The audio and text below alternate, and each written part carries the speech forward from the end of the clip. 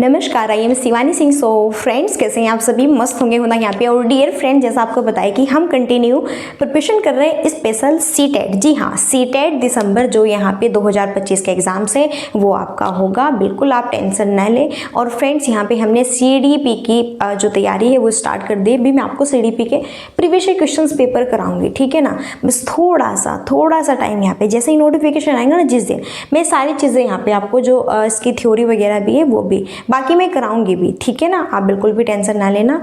तो बहुत ही बेहतरीन तरीके से हम करेंगे। और सबसे मेन जो पॉइंट्स है वो ये हैं कि बिल्कुल बेसिक से और अच्छे से हम पढ़ने वाले हैं। ओके, तो फ्रेंड्स यहाँ पे बात करें सीटेट दिसंबर 2025। Okay, CDP previous year questions paper जो 1 है और 2 है। देखो पेपर 2 और 1, ओके, पेपर 1 और 2 दोनों में सीडीपी आती है। तो भैया दोनों ही एग्जाम्स के लिए बेस्ट यहाँ पे ये हमारा क्या है, सेशन होगा। ओके, और बहुत सिंपली होगा लैंग्वेज, ठीक है। पार्ट यहाँ पे ये सेकंड है। इससे पहले मैंने फर्स्ट पार्ट कराया। जिस फ्रेंड्स ने अभी तक वॉच नहीं किए, फास्ट आप वॉच कीजिए फर्स्ट यहाँ पे parts. Okay, bye Shivani Singh मेरे द्वारा ही कंटिन्यू सेशन यहाँ पर आप सबको कराया जाएगा। आप सबके बीच में एक बहुत इंपॉर्टेंट बात है जो कि मैं आपको शेयर करना चाहती हूँ, वो ये है कि अगर आपको ये बिल्कुल फ्री में पीडीएफ चाहिए, अगर आपको ये बिल्कुल फ्री में पीडीएफ चाहिए तो आपको सीटेट की जो पीडीएफ है ये सारी यहाँ पे व्हाट्सएप ग्रुप में मिलेगी। फटाफट आप ज्वाइन हो जाइए, ठीक है ना। जी हाँ, व्हाट्सएप ग्रुप पर आपको मिलेगी यहाँ पे पीडीएफ और बिल्कुल फ्री में प्रोवाइड होगी। और यहाँ पे देखो ये 7505890761 ये मेरा, ठीक है ना, व्हाट्सएप नंबर जिससे हमने ग्रुप बनाया हुआ है। तो आप मुझे मैसेज भी कर सकते हैं, मैं भी आपको ग्रुप में ऐड कर दूंगी, अदरवाइज़ आप खुद भी हो सकते हैं, ठीक है ना। चलिए फिर जो इंपॉर्टेंट पॉइंट्स थी वो बात हो चुकी है।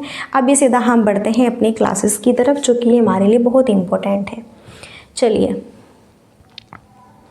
सो स्क्रीन पर फर्स्ट क्वेश्चन है आपके, और फर्स्ट क्वेश्चन है, मैंने कहा था क्वेश्चंस हमारे इंग्लिश और हिंदी दोनों लैंग्वेज में यहाँ पे रहेंगे। सो क्वेश्चन फर्स्ट है यहाँ पे देखो, इन ए प्रोग्रेसिव क्लासरूम लर्निंग, एक प्रगतिशील कक्षा में सीखना क्या है। देखो प्रगतिशील अगर कक्षा की बात करें तो प्रगतिशील यहाँ पे, ओके, ये शब्द जो है प्रगतिशील शब्द एक जॉन डीवी है। यहाँ पे कौन है? John Dewey. जी हाँ, जॉन डीवी ने ही यहाँ पर प्रगतिशील आपका प्रतिपादित किया है। कौन है? जॉन डीवी ने। तो बहुत इंपॉर्टेंट है। प्रगतिशील कक्षा में सीखना क्या एक व्यक्तिवादी और निष्क्रिय है, क्या एक सक्रिय और सामाजिक है, या फिर परीक्षा उन्मुख है, या फिर पाठ्य पुस्तक क्या है, केंद्रित है। ओके, तो प्रगतिशील, अगर हम सबसे पहले तो प्रगतिशील को समझते हैं। जो प्रगतिशील कक्षा है इसका मतलब होता है कि यहाँ पर आपको आपकी जो है बात करें ना, आपकी जो हैबिट्स है, आपकी जो रुचि है उसको ध्यान में रखते हुए, आपका IQ लेवल ध्यान में रखते हुए, सारी चीज़ें मोस्टली हर एक पॉइंट्स को ध्यान में रखते हुए आपको शिक्षा प्रोवाइड कराई जाएगी। जी हाँ, एक सिंपल भाषा में यही हमारी क्या है, प्रगतिशील कक्षा होती है। और अगर हम देखो बात करें सीटेट की फॉर्म में, तो जहाँ पर भी निष्क्रिय शब्द दिखे ना, कि निष्क्रिय क्या है कि भैया व्यक्तिवादी और निष्क्रिय। निष्क्रिय का मतलब होता है कि आप बच्चे को नकारात्मक रूप से सिखाएंगे। अगर बच्चा नहीं सीखेगा तो ऐसे खड़ा करके उसको ऐसे बढ़िया तरीके से उसकी धुलाई करेंगे, चाहे कुछ भी हो उसका, ठीक है, तो ये गलत है।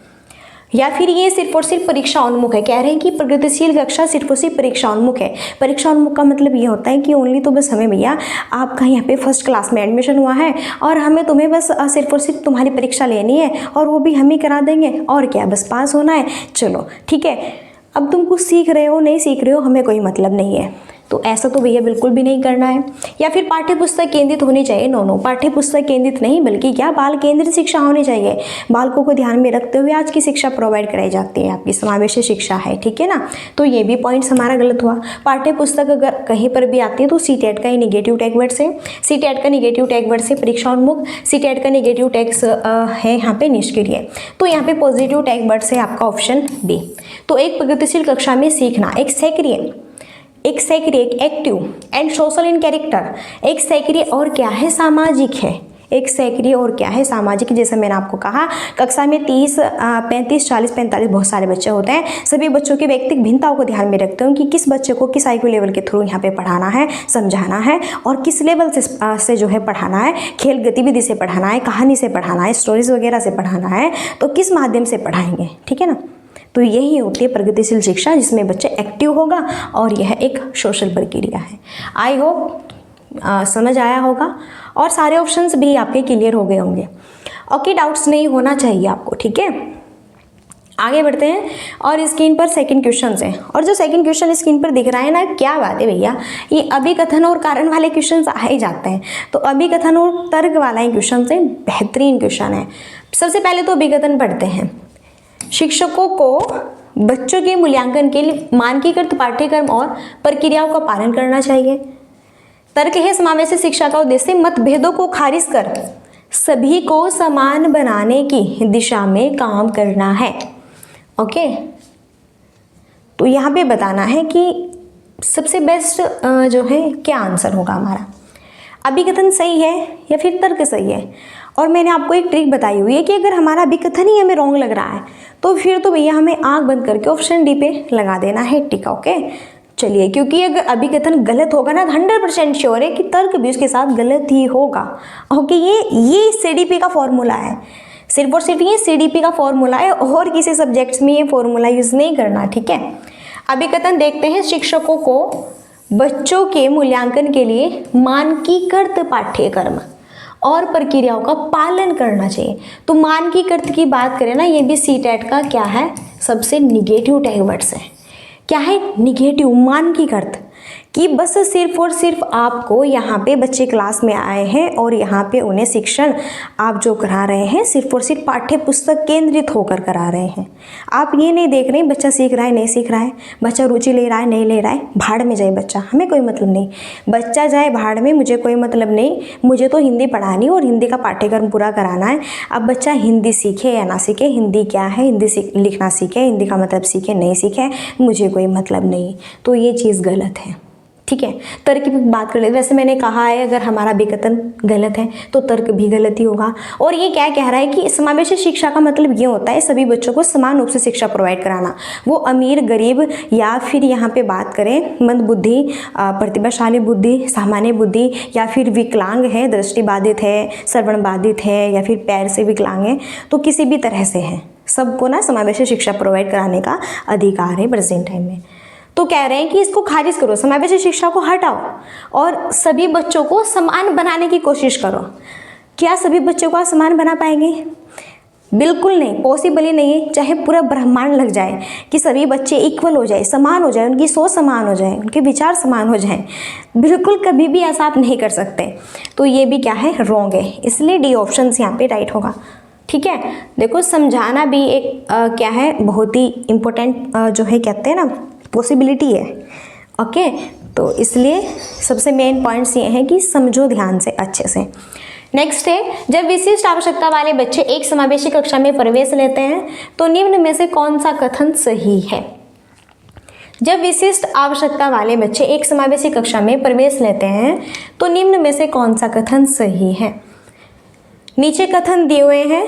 पहला यहाँ पे जो कथन है वो ये है, विशिष्ट बच्चों का सामान्य बच्चों के साथ सीखना क्या है, एक अवास्तविक है। पहले तो हम विशिष्ट आवश्यकता वाले बच्चों के बारे में समझ लेते हैं, ये क्या होते हैं। विशिष्ट आवश्यकता वाले बच्चे उन्हें कहते हैं जो विकलांग होते हैं। क्या होते हैं? जो विकलांग होते हैं, ये जो मंदबुद्धि होते हैं, जिसकी लेवल बहुत ही स्लो होता है और सभी बच्चों से, ठीक है ना। तो मोस्टली बात करें, या फिर जो विकलांग बच्चे हैं यहाँ पे, जिसे श्रवण बाधित है, सुन नहीं सकते, देख नहीं सकते, दृष्टि बाधित है, चल नहीं सकते, पैर से विकलांग हैं, तो इस तरह के बच्चे हैं और कह रहे हैं कि समावेशी कक्षा में प्रवेश लेते हैं। आज की जो शिक्षा है, समावेशी शिक्षा है भैया, सभी बच्चे इक्वल यहाँ पे पढ़ेंगे, वो चाहे विकलांग है या फिर उसका IQ लेवल कैसा भी है, मंदबुद्धि है, प्रतिभाशाली है, सामान्य है, जो भी है, ठीक है, सभी इक्वल यहाँ पे सभी बच्चों को इक्वल ही शिक्षा प्रोवाइड कराई जाएगी। तो अब इसके बारे में विचार करना है। कह रहे हैं कि विशिष्ट बच्चों का सामान्य बच्चों के साथ सीखना एक अवास्तविक है। कह रहे हैं कि जो विशिष्ट बच्चे हैं, जो इस तरह के बच्चे हैं, वो जो और सामान्य बच्चे हैं यहाँ पे उनके साथ नहीं सीख सकते हैं। तो ये पॉइंट्स क्या है, गलत है। ऐसा क्यों है? क्या भैया तुम्हारा ही यहाँ पे मन है सीखने का, या फिर तुम्हारी लाइफ है कि तुम ही सीख पाओगे, या फिर तुम्हें ही पढ़ाना है और कोई बच्चा नहीं पढ़ पाएगा, नहीं कोई टीचर उन्हें पढ़ाएगा? तो ये गलत है। तो अवास्तविक क्यों नहीं है, सॉरी अवास्तविक क्यों है? वास्तविक है बिल्कुल। क्या सभी क्लास में, क्या एक जो क्लास होती है उस क्लास में सभी जो बच्चे होते हैं, गरीब है, अमीर है, काले गोरे, पतले मोटे, या फिर मंदबुद्धि, प्रतिभाशाली बुद्धि, क्या सभी नहीं पढ़ते एक साथ? बिल्कुल पढ़ते हैं। ये तो यहाँ पे हमारा रॉन्ग हो गया ऑप्शन। विशिष्ट आवश्यकता वाले बच्चे सीखने के लिए अभिप्रेरित ही नहीं होते। मैं अगर आपको बताऊं, सबसे ज़्यादा जो जॉब लेते हैं ना वो विकलांग बच्चे लेते हैं, बहुत बहुत लेते हैं, क्योंकि उन्हें पता है कि कुछ ना कुछ हमारी लाइफ में इफेक्ट है और हमें कुछ बड़ा करना है, तब जाके लाइफ में हमारी बढ़िया जो है कहते हैं ना रिस्पेक्ट वगैरह होगी। तो भैया ये तो बहुत ज़्यादा क्या होते हैं, एक्टिव होते हैं, और ये कह रहे हैं कि मोटिवेट ही नहीं होते हैं, इसलिए ये भी ऑप्शन गलत हो गया। फिर है शिक्षकों को शिक्षण की पद्धतियों में बदलाव की आवश्यकता है। शिक्षकों को शिक्षण की पद्धति में बदलाव की तो आवश्यकता होगी कि जब आप ये कह रहे हैं कि इस तरह के बच्चे सामान्य बच्चों के साथ नहीं पढ़ेंगे तो तुम बदलाव करो भाई यहाँ पे, और ये किया भी जा रहा है, ठीक है। तो ये यहाँ पे थर्ड ऑप्शन सही बात है, बिल्कुल कीजिए बदलाव। इससे सभी बच्चों के साथ कार्य करने की क्षमता व अलग अलग दृष्टिकोण को तुल्य करने के कौशल सुदृढ़ होते हैं। देखो, एक सामान्य बच्चा है, एक प्रतिभाशाली बच्चा है, एक मंदबुद्धि का है, और यहाँ पे विकलांग बच्चे भी हैं। ओके, तो सभी बच्चों का समूह है, सभी बच्चे आपस में सीखेंगे, बोलेंगे, बातचीत करेंगे, विचार विमर्श करेंगे।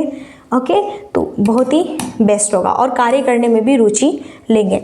तो यहाँ पे थर्ड और फोर्थ ऑप्शन सही है, ओनली थर्ड और फोर्थ ऑप्शन सही है ओनली, यानी कि मान के चलिए हमारा बी ऑप्शन राइट है, ठीक है ना। आगे बढ़ते हैं, स्क्रीन पर नेक्स्ट 4 क्वेश्चन है हमारा। प्रतिभाशाली अधिगमकर्ताओं के संदर्भ में लीक से हटकर सोचने का इस्तेमाल किसके थ्रू किया जाता है? निम्न स्तर की सोच, अभिसारी सोच, एनएमए सोच या फिर अपसारी सोच।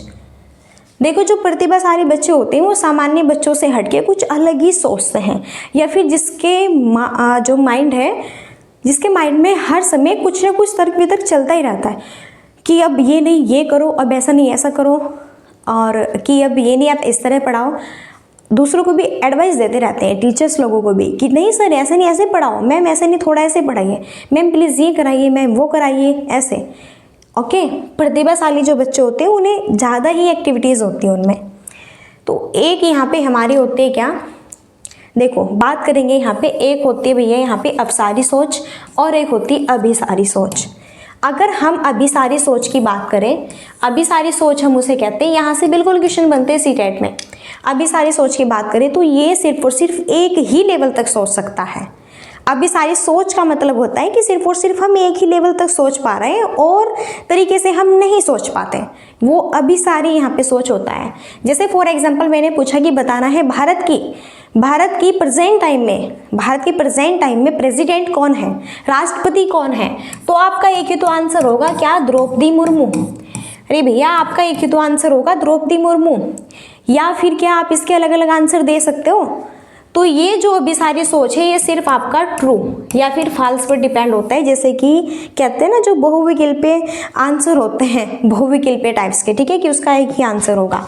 इस तरह अभिसारी सोच में अब देखो, प्रेसिडेंट अगर अभी प्रेजेंट टाइम में द्रौपदी मुर्मू है तो भैया आप द्रौपदी मुर्मू ही तो बताएंगे, आप ये नहीं कहेंगे कि नहीं नरेंद्र मोदी जी हैं, नहीं यहाँ पर वो हैं, नहीं वो हैं। ओके, तो इस तरह से अगर आप अदर अदर बंदों के नाम लोगे तो गलत होगा। एक होता है अपसारी सोच। अपसारी सोच वह होता है जहाँ पर हम भिन्न भिन्न तरह से सोच सकते हैं, ओके, एक ही क्वेश्चंस के हम बहुत सारे आंसर्स खोज सकते हैं, वो होता है क्या, अपसारी। अब जैसे यहाँ पर तो था कि प्रेसिडेंट कौन है, प्रेजेंट टाइम में द्रौपदी मुर्मू है। अब अगर मैं पूछूं कि द्रौपदी मुर्मू के बारे में विस्तार से बताइए, अगर मैंने पूछा कि द्रौपदी मुर्मू के बारे में विस्तार से बताइए, तो आप द्रौपदी मुर्मू के बारे में बताएंगे कहाँ के रहने वाले थे, पहले क्या करती थी, क्या नहीं करती थी, कहाँ पे पहले गवर्नर थे, कौन है, कैसी है, ओके, सारी चीज़ें आप बता रहे हैं। तो यानी कि अलग अलग थॉट्स हो गए, लेकिन क्वेश्चन वही है कि द्रौपदी मुर्मू के बारे में बताओ, ठीक है ना। तो समझे, तो ये होता है अपसारी सोच यहाँ पे, जहाँ पर हम बेहतर तरीके से। तो बस यही क्वेश्चन कहा गया है कि प्रतिभाशाली अधिगमकर्ता के संदर्भ में लीक से हटकर सोचने का इस्तेमाल किया जाता है, यानी कि जहाँ पे हम एक से जो है डिफरेंट तरीक़ों से हम चीज़ें सोच सकते हैं और करते हैं, वो हमारा अपसारी सोच होता है। ऑप्शन डी यहाँ पे हमारा क्या होगा, करेक्ट होगा, ठीक है। आई होप समझ आ गया होगा क्वेश्चंस। नेक्स्ट है स्क्रीन पर 5 क्वेश्चंस। शिक्षा में समावेश का क्या अर्थ है? देखो, शिक्षा में समावेश का क्या अर्थ होता है ये बताना है। विशेष विद्यालयों में विकलांगों की शिक्षा का प्रबंध, सभी बच्चों को गुणवत्तापूर्ण शिक्षा का प्रावधान, या फिर प्रतिभाशाली बच्चों का विशेष विद्यालयों में नियोजन, या फिर समावेशी व्यवस्था में विशेष बच्चों के लिए अलग अलग वर्गों का क्या प्रावधान। तो भाई ये बताना है कि शिक्षा में जो समावेश है, समावेश का क्या अर्थ होता है। देखो समावेश वही है आपकी क्या, समावेशी। क्या है यहीं पे समावेशी, ओके, जिसे हम क्या बोलते हैं, इंक्लूजन बोलते हैं, समावेशी। ओके तो समावेशी का मतलब अभी बताया मैंने कि अपनी क्लास में 30 बच्चे हैं, 35 से 40 से 45 बहुत सारे बच्चे हैं, ठीक है। तो सभी बच्चे समान रूप से यहाँ पे यानी कि एक ही क्लास में पढ़ेंगे। ये नहीं कि जो गरीब बच्चा है वो अलग टीचर पढ़ाएंगे उसे, फिर जो अमीर बच्चा है उसे अलग जो है टीचर्स पढ़ाएंगे, या फिर जो मंदबुद्धि का बच्चा है जिसपे कुछ नहीं आता उसे भी अलग टीचर पढ़ाएंगे। जो विकलांग बच्चे हैं वो सामान्य बच्चों के साथ नहीं पढ़ेंगे, वो भी अलग पढ़ेंगे। या फिर बात करें जो प्रतिभाशाली गॉड गिफ्टेड है उसके लिए विशेष से यहाँ पे टीचर्स लोग आएंगे, विशेष विद्यालय खोला जाएगा, स्कूल खोला जाएगा। ओके तो ये यहाँ पर इस तरह नहीं है भैया, वो चाहे प्रतिभाशाली बच्चा है, चाहे यहाँ पर वो मंदबुद्धि का है, सामान्य बुद्धि का है, या फिर विकलांग है, या फिर यहाँ पे गरीब है, अमीर है, कोई भी है, सबको एक ही क्लास में, यानी कि अगर फर्स्ट क्लास है तो फर्स्ट क्लास के सभी बच्चों को एक ही साथ में पढ़ाया जाएगा। ये होता है क्या, समावेश, और जो है सही तरीके से, ठीक है, व्यक्ति भिन्नता को ध्यान में रखते हुए। तो सबसे बेस्ट क्या होगा, तो क्या हम प्रतिभाशाली बच्चों के लिए विशेष विद्यालयों का नियोजन करेंगे? नो, अभी तो समझाया मैंने भैया, ऐसा थोड़ा ही ना करना है। क्या समावेशी व्यवस्था में विशेष बच्चों के लिए अलग अलग वर्गों का प्रावधान करेंगे? नो। या फिर विशेष विद्यालयों में विकलांगों की शिक्षा का प्रबंधन करेंगे? Only no. जबकि सभी बच्चों को गुणवत्तापूर्ण शिक्षा का प्रावधान देंगे। बी ऑप्शन से बेस्ट होगा। यही तो होती है सीडीपी, और यही होता है सीटेट, और यही होती है पेडागोगी। जिसकी भी समझ में आ गया, जिसकी भी बुद्धि यहाँ पे दिमाग कर गए, भैया समझो कि आप खुद प्रतिभाशाली है, गॉड गिफ्टेड है, अगर आपने ये यहाँ पे पेडागोगी सॉल्व करने का बढ़िया फंडा अपने माइंड में, ठीक है ना, फिक्स कर लिया। और ये होगा कंसेप्ट से, ध्यान से पूरी जो है क्लास को वॉच करो तभी समझ आएगा। तो यहाँ पे देखो सभी बच्चों की क्वालिटीज़ को देखते हुए शिक्षा का प्रावधान कराया जाएगा, तो बेस्ट ऑप्शन बी होगा, ठीक है।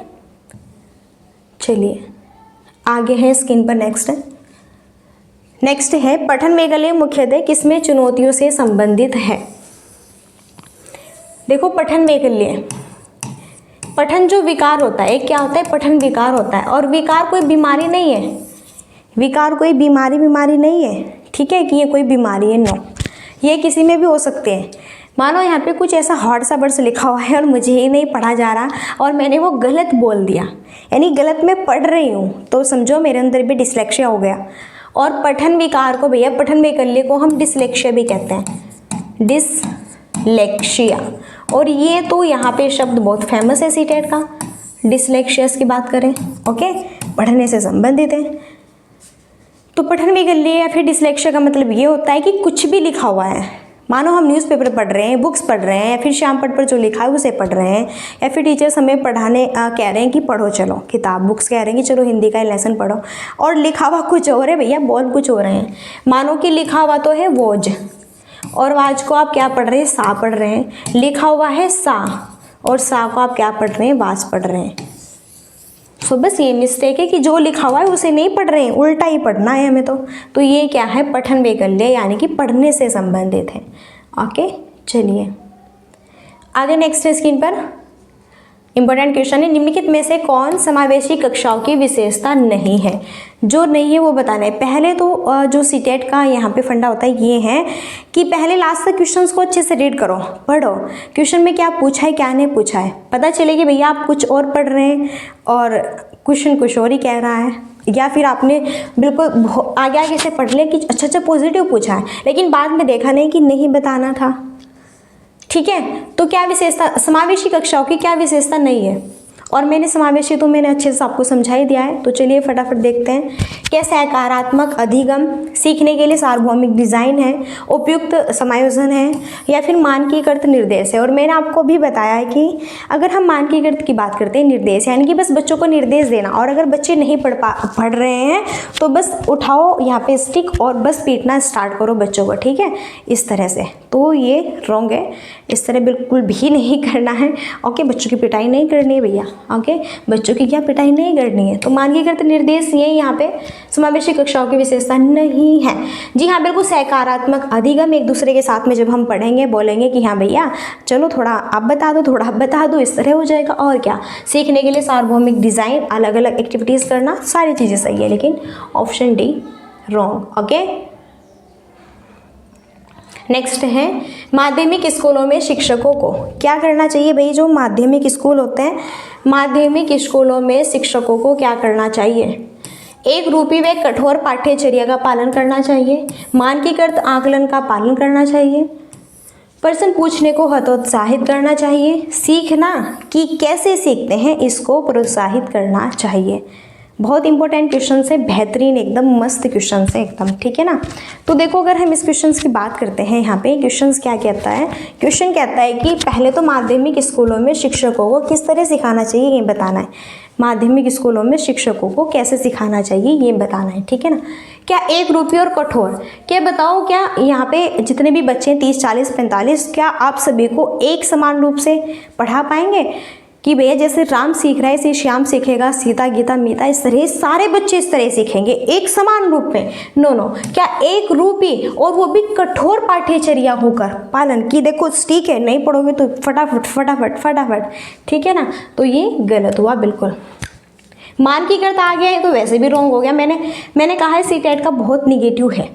प्रश्न पूछने को हतोत्साहित वर्ड भी सीटेट का निगेटिव टैग वर्ड से याद रखना। हतोत्साहित नहीं, प्रोत्साहित। जी हाँ, क्वेश्चन पूछने के लिए प्रोत्साहित करता तो बेस्ट ऑप्शन होता।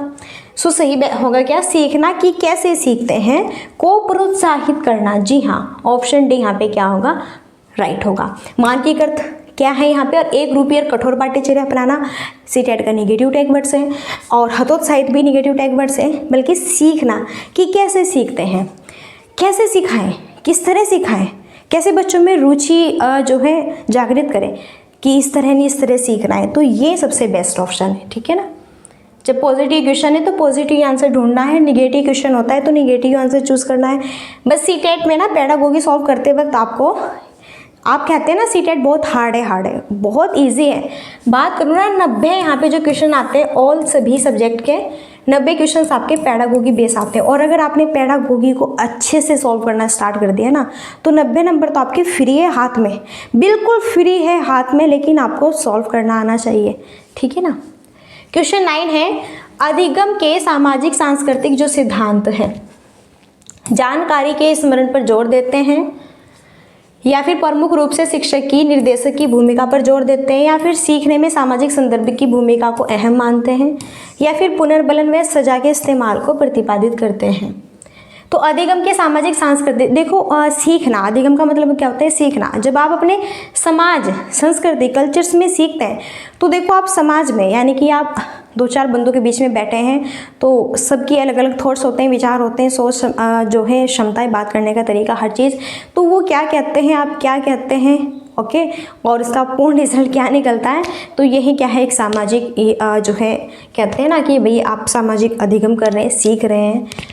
तो इसका मतलब ये नहीं कि जानकारी के स्मरण पर जोर देते हैं, स्मरण याद करना, स्मरण भी सीटेट का निगेटिव टैग वर्ड्स है। या फिर बात करें प्रमुख रूप से शिक्षक की निर्देश की भूमिका पर जोर देते हैं, क्या शिक्षक का निर्देश है कि बस आपको समाज के साथ सीखना है तो सीखना है, निर्देश दे रहे हैं, नो, रॉन्ग हुआ। या फिर पुनर्बलन और फिर सजा के इस्तेमाल को प्रोत्साहित कर रहे हैं, ये भी रॉन्ग हुआ। जबकि बेस्ट ऑप्शन होगा ऑप्शन सी यहाँ पे, कि सीखने में सामाजिक संदर्भ की भूमिका को अहम मानते हैं, महत्वपूर्ण मानते हैं, अहम मानते हैं। जी हाँ, तो ये बेस्ट होगा, ओके। सो लास्ट है आपके क्वेश्चंस। पियाजे और वाइगोत्स्की के अनुसार बात करें सीखना किस प्रकार होता है। पियाजे और वाइगोत्स्की के अनुसार सीखना किस प्रकार होता है, अनुसरण द्वारा निष्क्रिय, अनुकूलन व पुनर्बलन, या फिर अधिगमकर्ताओं की सक्रिय भागीदारी के थ्रू। अगर यहाँ पे हम जीन पियाजे की बात करें, इन्होंने संज्ञानात्मक विकास का सिद्धांत दिया है जिसमें कि इन्होंने अपनी 4 अवस्थाएं बताई हैं। यहीं पर हम अगर वाइगोत्स्की की बात करें तो वाइगोत्स्की साहब जी सामाजिक सांस्कृतिक सिद्धांत देते हैं। ये क्या कहते हैं कि बच्चा अपने समाज में अंतःक्रिया करके उनके साथ में बातचीत के माध्यम से सीखता है, ओके। और जीन पियाजे क्या कहते हैं कि बच्चा स्वयं खुद यहाँ पे ज्ञान अर्जित करता है और बच्चा खुद एक नन्हा वैज्ञानिक होता है और स्वयं खोजबीन। जीन पियाजे खोजबीन को इम्पोर्टेंट मानते हैं और वाइगोत्स्की सामाजिक अंतःक्रिया को इम्पोर्टेंट मानते हैं कि इस तरह सीखता है। तो दोनों के अनुसार सीखना किस प्रकार है, तो देखो अनुसरण निष्क्रिय, तो यहाँ पे निगेटिव टैग वर्ड्स हैं।